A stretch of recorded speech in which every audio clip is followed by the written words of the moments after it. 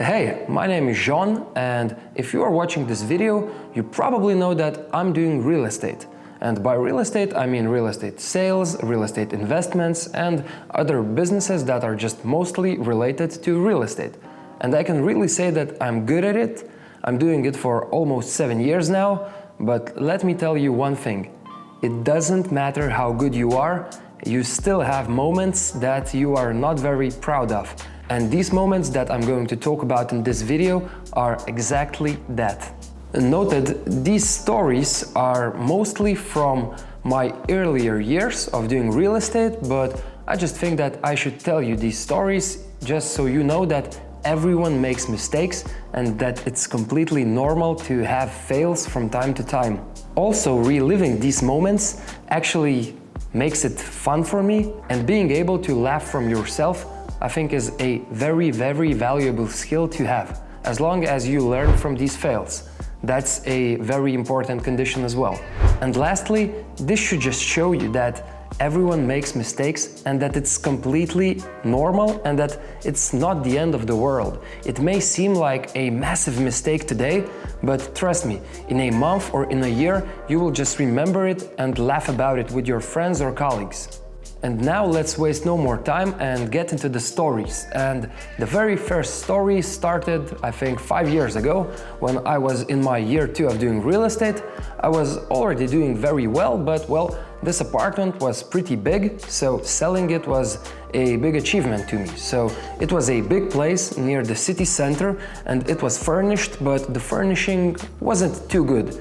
It wasn't beautiful and it was kind of old. So when I was selling it, I would often tell people that if they don't want it, we can just remove the furnishing and sell the apartment without anything in it. So people were walking into the apartment. I had a lot of showings, but for some reason, people just didn't want to buy it.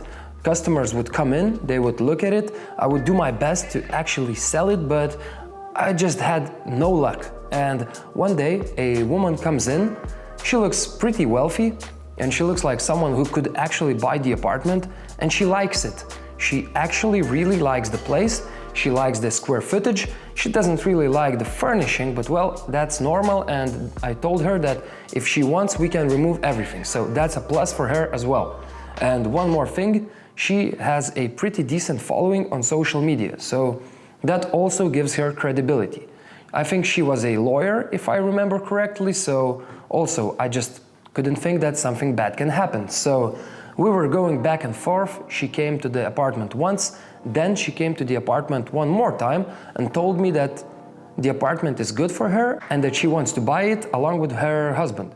So we just arranged the details, and now it's time to actually sign the preliminary contract, which is the contract that obliges the buyers and the sellers to actually engage into a notary agreement and to just finish the deal. It's essentially a reservation of the apartment by which the buyer pays 10% deposit, and well, then they have all the rights to buy the apartment. And when I was talking to her about this preliminary agreement, she told me that she doesn't really want to sign it because she's a lawyer, she doesn't like contracts and all that kind of stuff. Well, it kind of looked strange to me, but she was a lawyer, she had a social media following, so I was like, it's all right, I think it's not a big problem.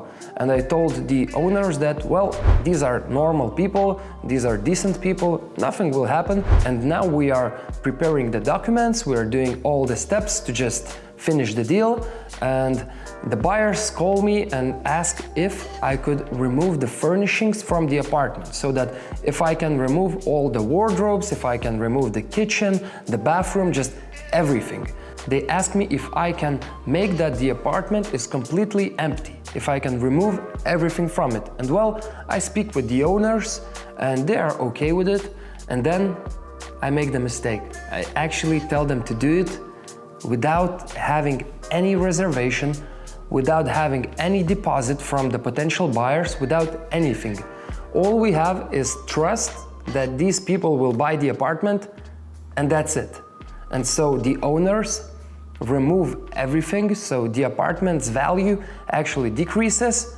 I mean, when you want to remodel it, It's good because you don't need to actually remove everything yourself, and that's what these buyers wanted to do. But if they end up not buying it, then the value of the apartment goes down drastically because now it has nothing in it, and if someone wanted to just come in and live in it, they couldn't. And well, that's what ends up happening. The people that wanted to buy it disappear.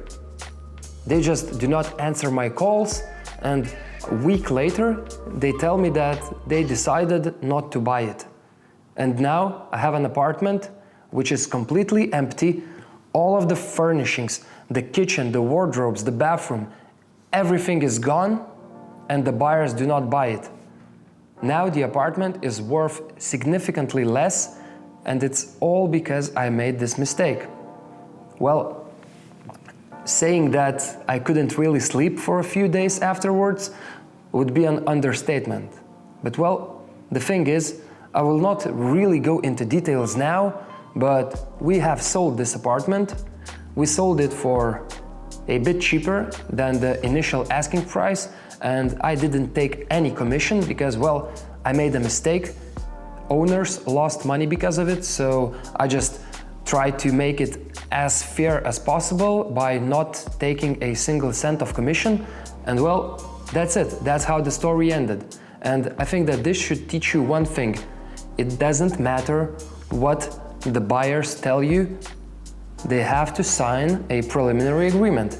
Do not make any changes to the property without having a deposit.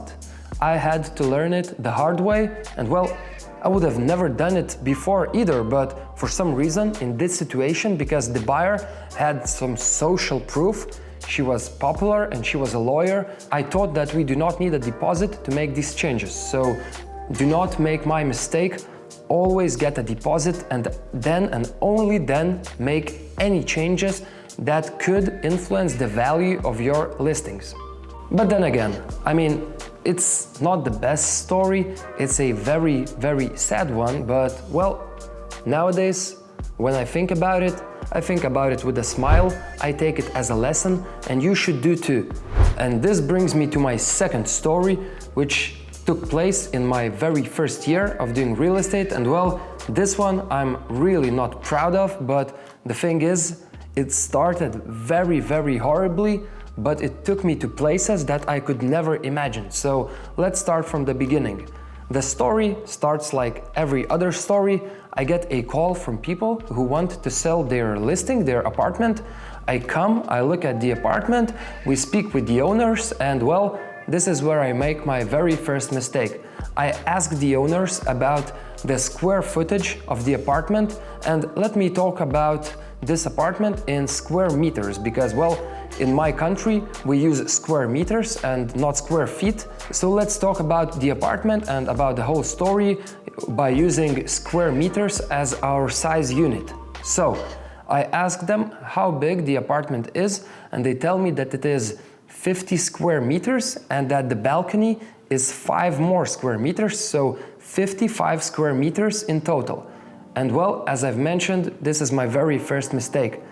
I actually do not check the documents. So I take the listing and I make an advertisement, and in the advertisement I write that the apartment is 50 square meters and that the balcony is 5 more square meters, so 55 in total. And well, I start showing the apartment to potential buyers, and one person comes in, and later I found out that he is an actual millionaire, a really wealthy person, and well, he just wants to buy this smaller apartment because it's in a very good location for him. So we actually walk around the apartment, he likes it, he wants to buy it, and well, so we arrange a meeting. This time I actually signed the preliminary agreement, but we'll get into that later. And so we meet up, the buyers and the sellers, we just sit in the room, we arrange all the details.